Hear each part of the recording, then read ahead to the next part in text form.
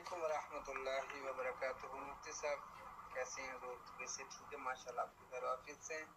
अच्छा हुजूर, सवाल ये है कि अगर औरत खुद, जैसे कि आजकल रस्म चल रही है कि अदालत में जाकर डिवोर्स ले लेती हैं, खुला ले लेती हैं, तो इस तरह शरीयत में जायज़ है? खुला ले सकती है औरत? अपनी मर्जी से तलाक ले सकती है या नहीं ले सकती है? इसके बारे में रहनुमाई फरमा दें। जज़ाकल्लाहु खैरा।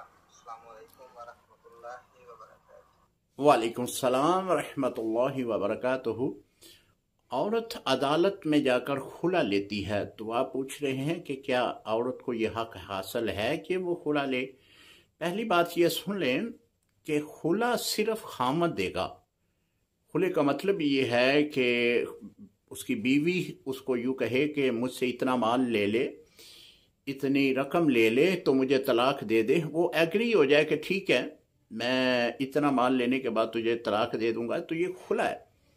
और खुला सिर्फ खामद ही जो है उसकी ही तरफ से होता है, किसी शख्स या किसी अदारे की तरफ से खुला नहीं होता। जब तक खामद तलाक ना दे, तलाक नहीं होगी।